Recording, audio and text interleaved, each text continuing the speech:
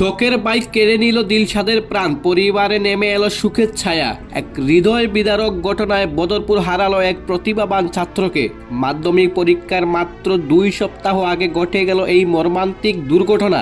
রবিবার রাতে সড়ক দুর্ঘটনায় গুরুতর আহত হয়ে দিলশাদকে গুয়াহাটির একটি বেসরকারি হাসপাতালে ভর্তি করা হয়, কিন্তু চিকিৎসার সব চেষ্টা ব্যর্থ করে সোমবার রাতে সে পৃথিবীর মায়া ত্যাগ করে চিরবিদায় নেয়। দিলশাদ ছিল বদরপুরের একজন মেধাবী ছাত্র, এবারের মাধ্যমিক পরীক্ষার্থী। তার পরিবার, শিক্ষক ও বন্ধুরা সকলেই বলেছেন সে ছিল এক উজ্জ্বল সম্ভাবনা। দিলশাদের পরিবারে সে ছিল একমাত্র সন্তান। পরিবারের সদস্যরা সুখে ভেঙে পড়েছেন। এই মর্মান্তিক ঘটনায় বদরপুর জুড়ে নেমে এসেছে সুখের ছায়া।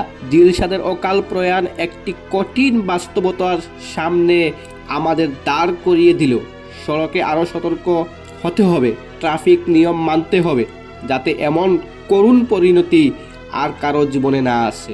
আমরা সবাই প্রার্থনা করি দিলশাদ যেন শান্তিতে থাকে আর তার পরিবার যেন এই সুখ কাটিয়ে ওঠার শক্তি পায়। মহান সৃষ্টিকর্তা তাকে জান্নাতুল ফেরদৌস দান করুন। বদরপুর থেকে মোহাম্মদ ইমরান হুসাইনের প্রতিবেদন, বাতায়ন ডিজিটাল।